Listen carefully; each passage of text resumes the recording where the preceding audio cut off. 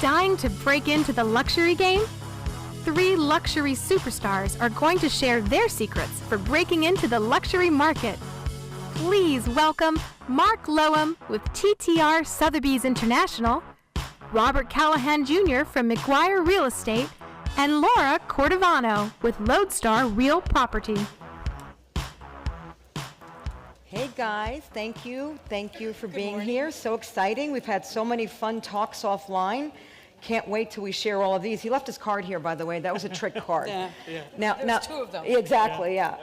Now, to the point of the magician, I don't recommend we do that with our clients. I think that will really not go a long way in enlisting trust, that we can really change cards and all of that. So that was merely for fun, okay, just so we're all clear. Luxury real estate is the dream of every broker in this room, every broker across the country.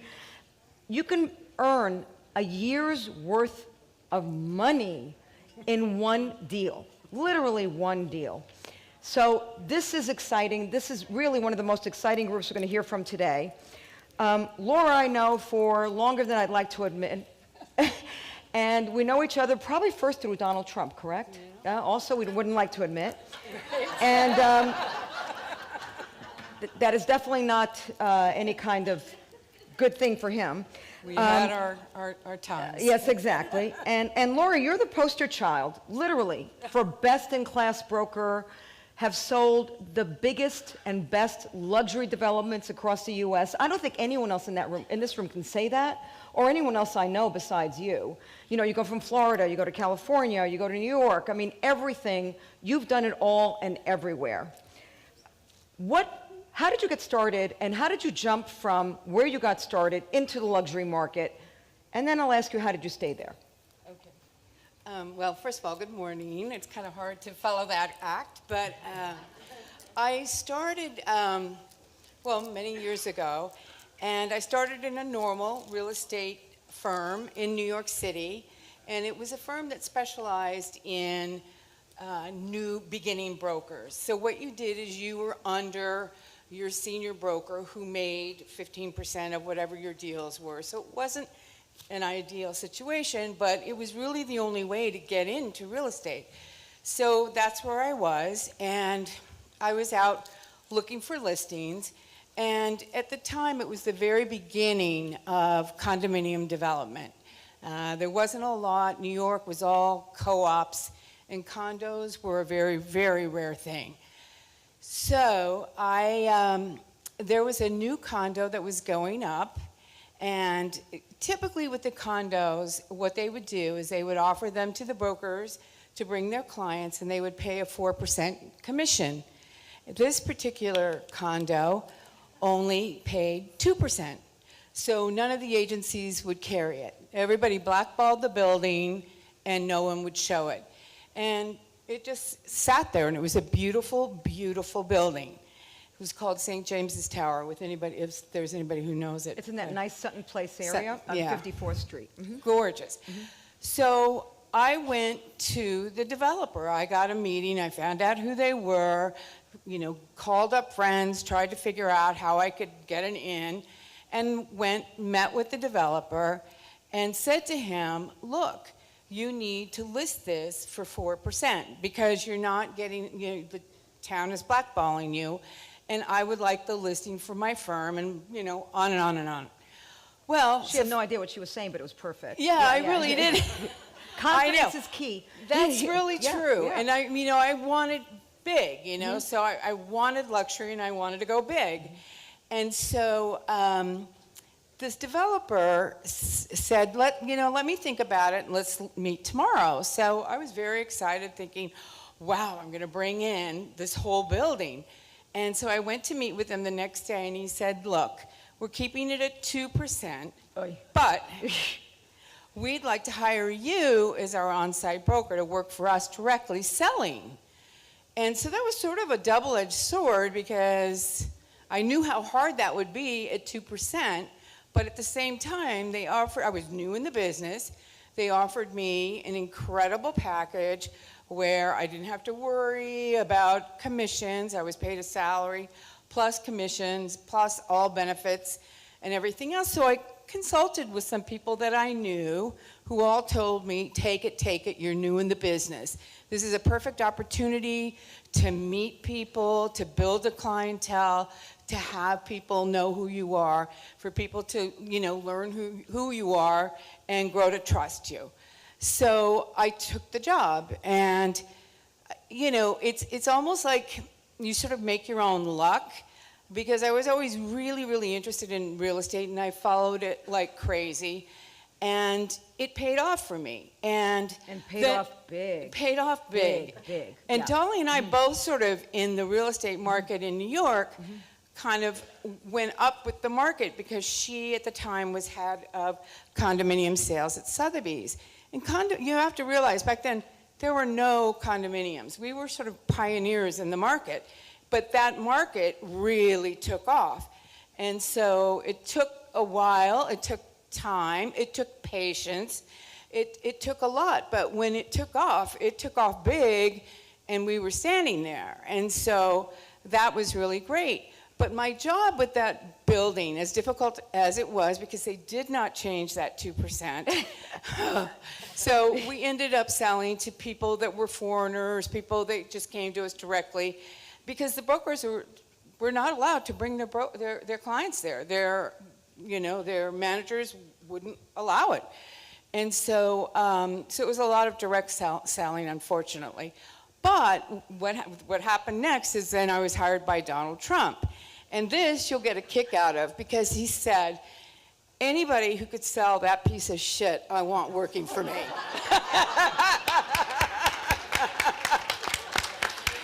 Very typical. Yes, exactly. And that's when I worked for Donald Trump the first time.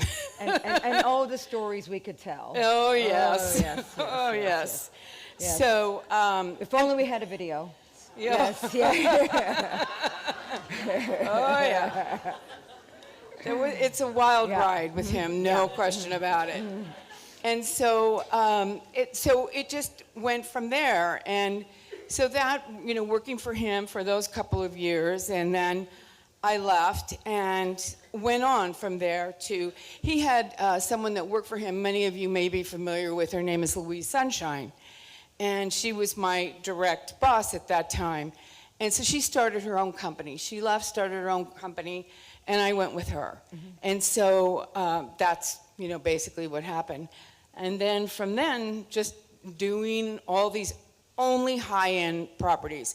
The exclusives were always top of the market, breaking the dollar per square foot, which was always a challenge for me. It was never really about what are my commissions.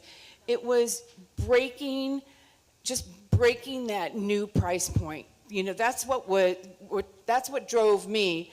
But at the same time, I'm very much a people person, as I'm sure all of you are. You can't be in this business and not be a people person. And so it was all about also pleasing the client, and also in terms of each building, sort of thinking, how are you going to market this? How are you going to make this project stand out from every other project? And so whether it was something that was in a neighborhood that was great for kids, then, we would do children's playrooms. When and we this were and allowed that. to say kids, right? When we were allowed to say family, when we were allowed Yeah. to say steps to church. Right, Exactly. right. Since We were can't allowed say that to. anymore. Right. Isn't that exactly. the truth? Yeah. And so everything was sort of, a building profile, setting up, thinking outside of the box on how to bring clients in. And so, And also, she had to really embrace not only clients, right? Because all of us have clients. She had to embrace developers. brokers, developers, everyone. Everyone had to trust and like Laura, so she was perfect for the job. So it really worked out. very And nice. I have to tell you, the biggest challenge, I think, was your last project in Miami. Yeah. Yeah, which was the Four Seasons. Surf Club Four Seasons in Miami, which was a fantastic project. It was in a place called Surfside. It's on the ocean in North, Miami. It's Miami, but it's by Bell Harbor for any of you who know. But they approached me here while I was in California. I'm originally from here, but worked in New York for a long time, came back to California, did the Century with my friend Marianne over here, and I know a lot of you know about the Century, and I had the honor to sell Candy Spelling her penthouse apartment. And at the time, it was just unheard of that anybody would spend that kind of money on an apartment. And for me, it was a real privilege in my own hometown to do that. And I had always, dreamed of coming back and setting a record like that. And she was a wonderful person to work with. It was 6 months, but anyway, that was that. And so after that building, I sort of, kind of stepped back, did a lot of consulting with different developers, and I was approached, did I want to go do the Four Seasons in Miami? And I thought, well, why not? And I really think when you're in this business, you really do need to See the rest of the country. How do they do things, right? What do they do in the rest of the country? Right. I think it's important. And then I the knew Four it would Seasons LA now. add to my experience and knowledge. And so I went to Miami, and it was an incredible experience. And you sold that out? We sold, I mean, it's really kind of crazy, but we sold $850 million worth of property in 1 year. Yeah, and now she's on to the Four Seasons. In LA, which that phenomenal. is to come. That Yeah. I have to, Yeah. that is to come. And Yes. we're not officially launching that yet, but we will be. So you'll all be hearing from me, believe me. But Thank you so yeah, much. Thank you. That's that. So tell us, that was fabulous, Laura. Congratulations and thank you.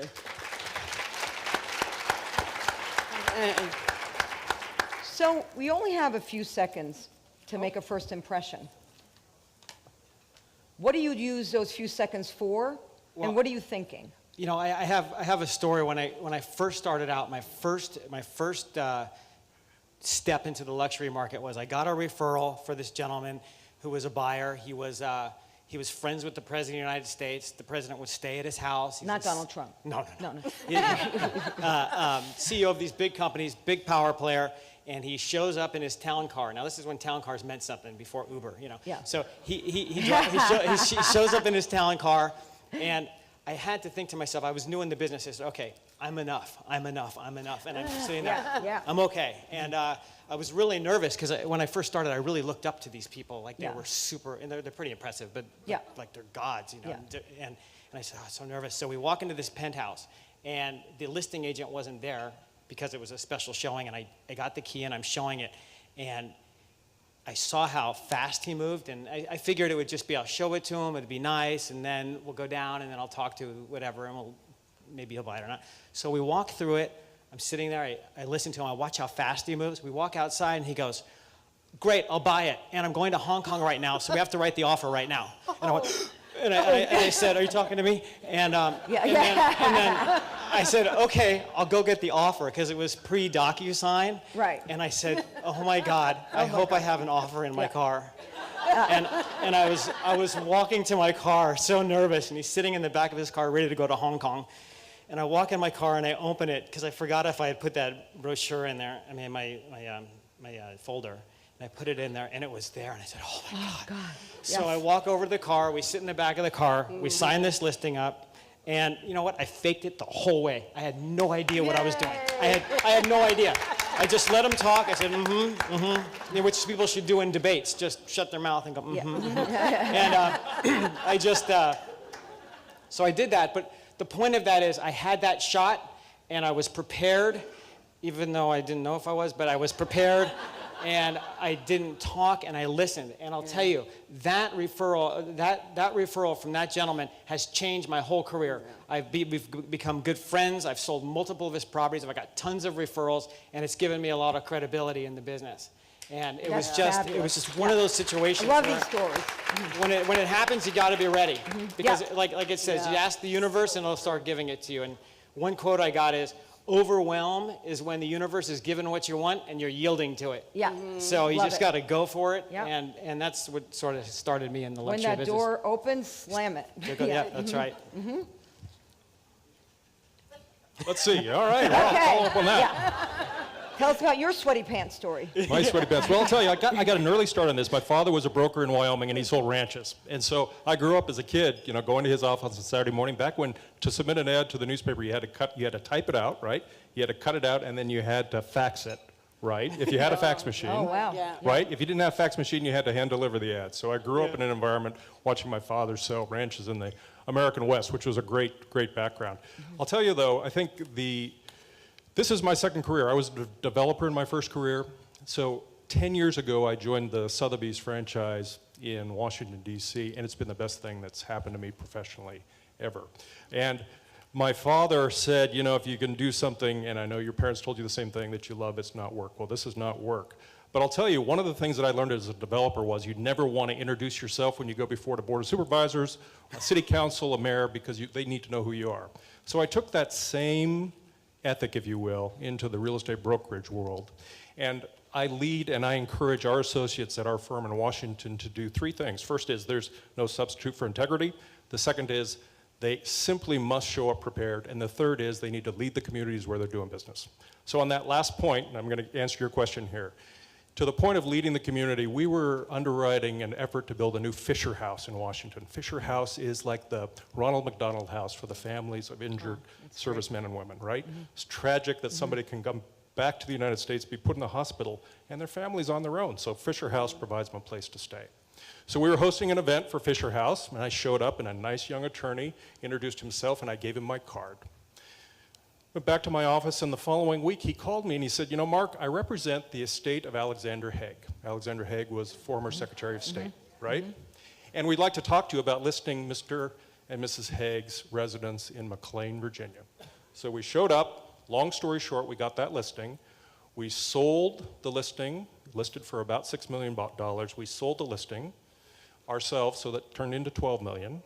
The adjoining neighbor, who had a $16 million house, saw how successful we'd been and called us. We sold it. We represented the buyer, another $32 million. That buyer decided they didn't want to keep the house, so they asked us to sell it again. We resold it for $20 million, again on both sides for $40 million. So we're now close to $100 billion in transactions, all which came because we had shown up at an event where we thought it was important to be a leader in the community where we were doing business. So my one takeaway for you, if this is a little bit of the punchline, is lead the communities where you're doing business. You are carrying a card that has the term realtor on it. And with that comes great responsibility, I think. And you've got a great opportunity to do great things in your community, not just sell luxury real estate. No, that's a really good point. Thank you so much. That was terrific.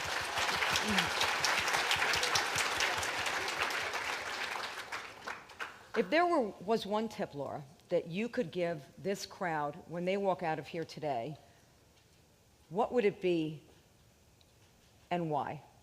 One tip for working luxury and working luxury buyers and sellers. To always look for the path of yes.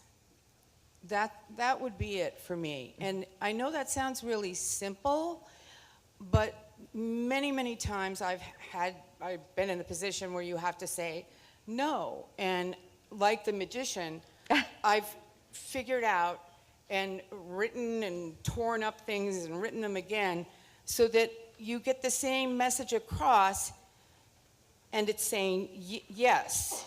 And that's a tough thing to do, but it works. It works. And so it keeps you on the positive side of things, and it also keeps you on the side of whoever it is that you're working with, because they want to feel connected with you. And if you're always looking for yes, they'll stay with you. They'll stay with you. And even when no's come, Yep. right, they'll remember, well, there were so many yeses, maybe we can overcome this no. Right. Right? And you never say you can't overcome it, that's No, for sure. no, of course not. Yeah, I Because mean, if they it's- see you go down fighting. Right, and if it's not now, it's a year from now. Right. You know, I find we do a lot of things a year later and 2 years Exactly. later. Timing may not be right now, but next year, well, you know, there's always a way to make it positive. I love that take. I haven't heard that, actually. You should brand that. Yeah. Path to yes. Love that. Someone, they talked about it in an earlier talk, listening Are is your really... pants still sweating, or are you okay? No, I'm good now. Okay, yeah. No, those days are over, thank God. Yeah. But is to listen, just to be a good listener. And I'll give an example. I did a CMA for this beautiful big mansion in Pacific Heights with this billionaire. And when we were done, they said, oh, that's great. We'll call you. Don't call me. We'll call you. and we'll see how it goes. It was great. And they were interviewing a few other agents. Don't hear from this person. Months go by. 1 month, 2 months, 3 months, 4 months, 5 months, 6 months. I'm thinking maybe, no, I'm not going to call him. Finally I get a call 7 months later. We'd like you to take the listing. I go, wow, that's great. Why did you choose me? And he said, well, you're the only agent who didn't call me. Wow, wow. And That I is said, interesting. wow. Wow, yeah. So Yeah. I said, that's great. I'm glad I didn't call him. Wow. But Yeah. it really takes it down to that level of really listening. Yeah. So Because take away, don't call back. Yeah. when they say don't call them, don't call Don't them. call them. Wow, that's so counterintuitive. Yeah. Yeah. Yeah. Yeah, I would have been one of the ones that lost the listing for sure. Yeah. I wanted to call, Yeah, but yeah. I just, yeah. I'd say, to build on that, my father, again, going back to him, always said you never learn anything when you're talking, so I've taken that to heart for my whole career, whether I was in development or brokerage. But I think these three things that I touched on, again, there's no substitute for integrity, and you have it, and once you've lost it, there's no way to capture it back. The second thing, of course, is this commitment to the highest levels of professional service. I had this shirt pressed. I couldn't get in here, it was booked, so I stayed at the Peninsula last night, and I sent my shirt out to be pressed. They brought it back to me. I got it, pulled it out of the closet this morning. The collar stays were installed. They had put temporary cufflinks on it, just in case I forgot my cufflinks. And I Wow. thought, wow, I want to Yeah. do that in brokerage, right? Right, yeah. Mhm. Right? So that level of customer service, maybe we should all go through the Peninsula Hotel training program. But if that commitment to service, I think is, again, if we're going to work in this luxury sector, incumbent upon us. And then last thing, just to repeat, I would say, we've got to elevate the conversation. We're about selling luxury real estate and we're taking care of our families, and that's very important. But we're also perceived as leaders in our community, and we ought to play that role, right? So I would encourage people to do that. That's perfect. It's a perfect tone and a perfect ending for a fabulous panel. Thank you so much. Thank you. Thank you.